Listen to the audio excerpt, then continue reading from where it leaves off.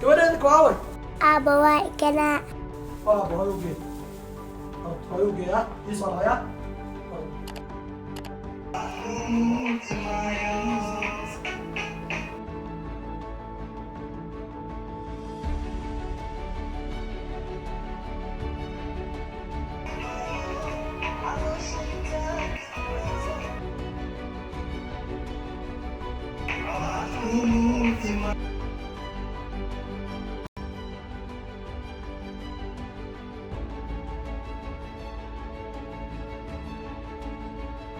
maxaa dhaca caawa labadiin jiif maniga ee soo ma soo baxdiin xabiibi dhib malaha ani waa soo jiifanayaa gabadheeda oyaadiya jiiftaya saxaa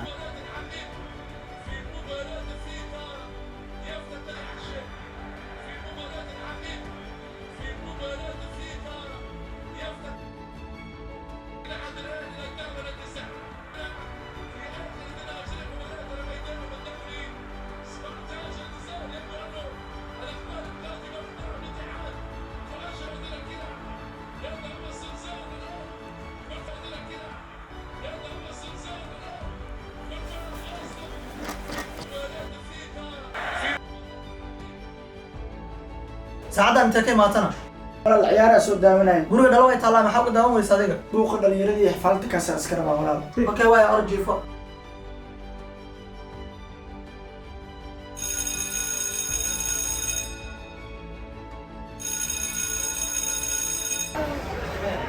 ينقسم الفعل الصحيح إلى 3 أقسام. ينقسم الفعل الصحيح إلى 3 أقسام. فأخذت حروف والأصلية من أحرف العلة. فأخذ من أحرف العلة.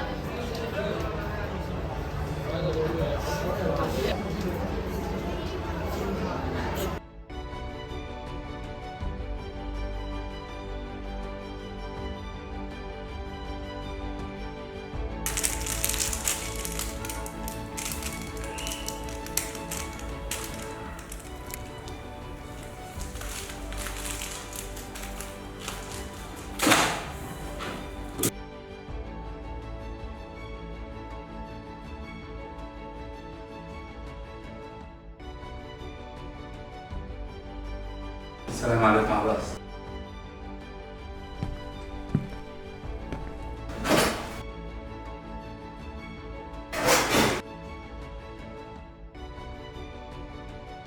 عباس waxa aan rabo waa mustaqbalkaaga oo dhisma ma ahan adoo sidaan iyo si ka liitaa inaan ku fiirsado wayna dhacaysaa macallin kasta ardaygiisa inuu ka walwalo su-aalahan ku weydiinayo ha u arkin wax culays macna horta maalin maxaa igu mashquushaa sidaa banaa iga dhammow macallimo tinteedii iyo shakhsiyaddeedii maxaa ku daba dhigay macallin fadhiidra ma xiisadin waxa ka dhan wax yar isu banaanka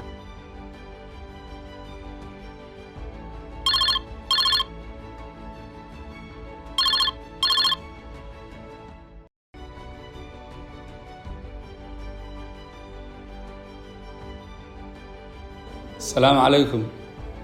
وعليكم السلام معلم waxaa ka rabay yarkii la dhashay iga hor badnaan xaaladiisa runtii oo ninka hadeertaanna waan murmaynay baryahanna waan ka yaabanahay ninkii nuuc kale ayaan ku arkay adigu maxaad ku aragtay macallin aan ninka darada ugu shakiyay marka bari waxaa rabay inay soo fasaxaan baaritaan bal ugu sameeyo niyow ninka in la baaro waa fiicnaan lahayd insha Allah bari waan ku fasaxay haddii la yiraahdo haddana waa iga soo tagay balka warqad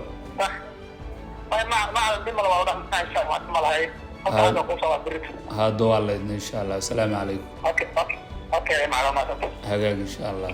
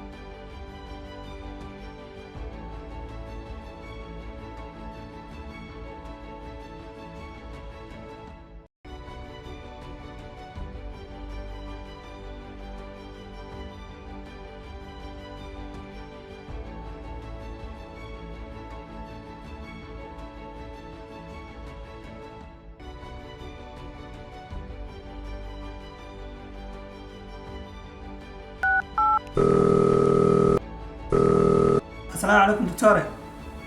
دكتورة ها وحده ما جري يركي لا دشا xogaa xanuunsan marka waxaa rabay inaad imaato دكتورة. ها xaafadda jooga دكتورة. ka دكتورة waa mahadsan tahay.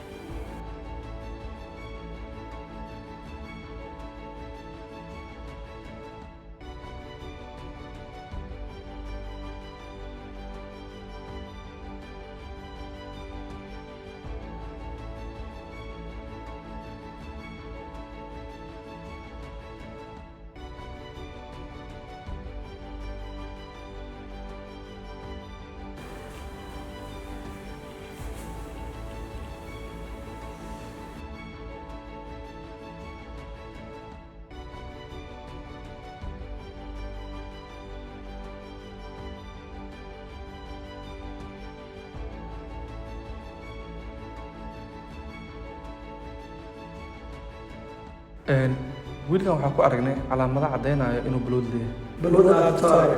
balwad badanaa dhalinyarada balwada leh calaamadahan oo kale ku aragnaa. wiilkan qolkiisa iyo dharkiisa intaan ku sameys. دكتورة hore uma sameyn laakiin hadda ayaan rabaa inaan ku sameeyo. kee ku sameey insha Allah hadda cirbad xanuun baabiyaa duray biritan isbitaalka iyo keen. دكتورة إن شاء الله.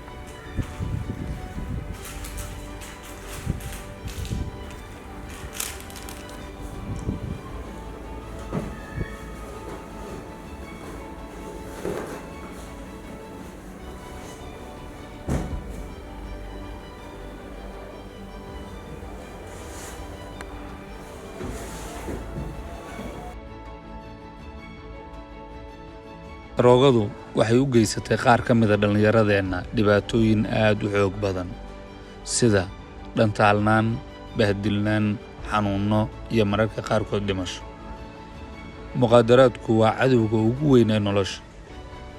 waa cudur dukaamada lagu gado, waxaana noo keena qaar ka mid a ganacsatada dalkeenna oo aan marna ka qiiroonaynin aafada ku dhacaysa dhallinyarada dalka.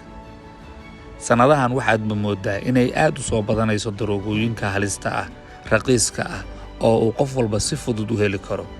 sidaa awgeed, hooyo iyo aabbo, joogtaynta ka warqabka ubadkaagu waa badbaadada gurigaaga.